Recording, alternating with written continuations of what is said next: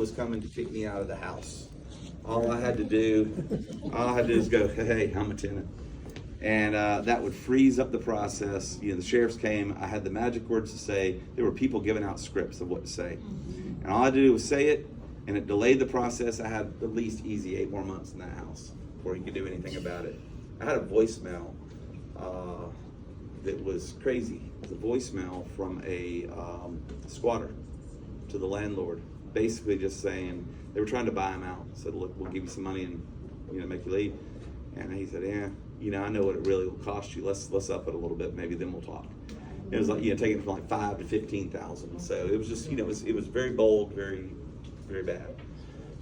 But what his bill last year did was it made it so that, and when he talked about the due process, so Denny says the sheriff's out, I say, I'm a tenant. They go, great, prove it. You got 3 days.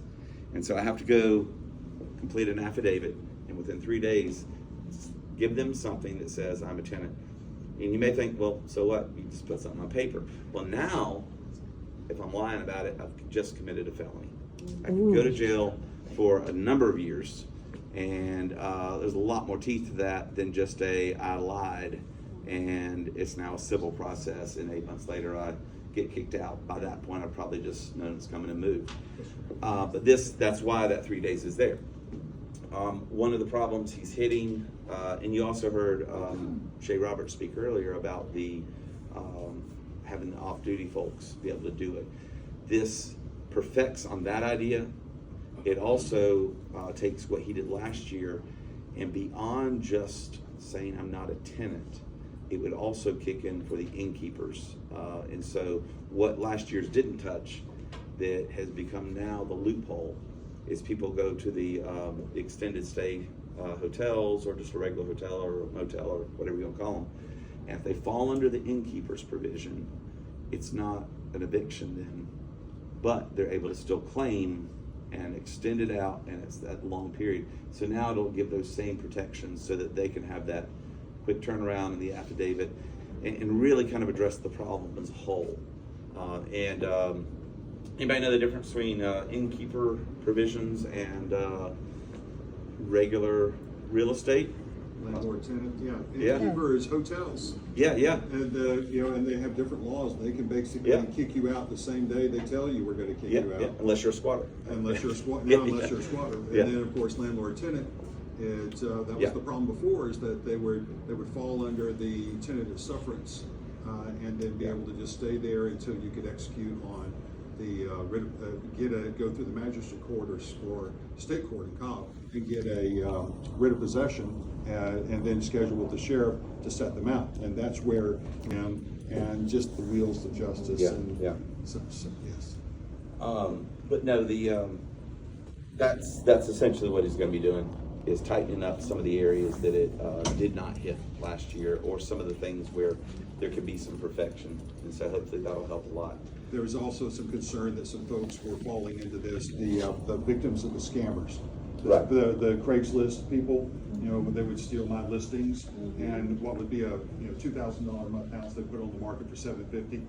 Yeah. And people would actually believe that and send $3,000 by Western Union that's gone, and then somebody local would go break into the house, change the lock, give them a key, or leave a key for them to find, and then they would move in, and then we would find out about it. And then ultimately they still are considered squatters, even though they got scammed. So they're victims of a criminal act. Yeah. So fun story. Last year, was it last year? It might have been a year. Yeah, it was last year. Yeah, last year I was Ubering back and forth between the Capitol and the hotel, and the Uber driver picks me up. She said, "Oh, you work here?" And so I was telling her what I do and who you are, and she said, "Are you at a conference?" And I was kind of both right now. You know, I'm just bouncing between the two. Told her who I represent, and I said, "What type of issues y'all work on?" And I was telling her about it. She said, "Oh, my boyfriend does that," meaning he does that. He's a squatter. Well, he sets people up with it. Oh yeah, that was. Oh yeah, no, it's all. And I was like, actually, you might want to talk to him. It's not the most legal thing to be doing. So that was fun Uber ride, though, I'll tell you. But she's super nice, and she gave me a good rating, gave her one too. It was a good conversation. I asked for his information. Yeah. And so it's just, I'm always one of those, when you get to click and it says, do you want conversation or not? I mean, my wife's like, you probably just like say, oh yeah, more. So yeah, so that's a lot of what he's working on. One of the ways, and you did a far more eloquent job of this, but the way I always describe the difference between like how do you know if it's like innkeeper or not is if you come to me and I can hand you a key and you go and say that room's a mess, it stinks, whatever, I can just go, okay, here's another key, try this one.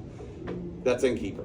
If instead it's hey, wait a minute, that house is horrible, I'm not living there, then it's like, well, all right, let's figure something else out. All right, let's set up a new lease, we'll find you a new property. It is a particular place. The innkeeper it's swappable. It's not, one's not better than the other, one's not, it's just, I can exchange it out. I have that flexibility as the innkeeper to just give you another key, whether it's a cabin, whether it's a room, whether it's a whatever. But yeah, real estate is going to be it's a particular place on this earth, and that's what I've rented. If that's not the one, then we got to start over. So hopefully we'll have a few more people come by. One of the things we're hitting against, so this morning what we were hitting was they didn't go to session till 1, and we had people here at like 8 something, and fortunately we had people coming by. Some people get here early.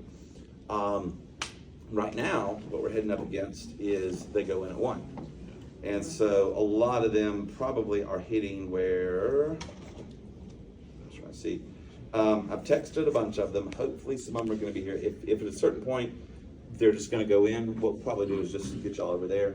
I'm unstoppable.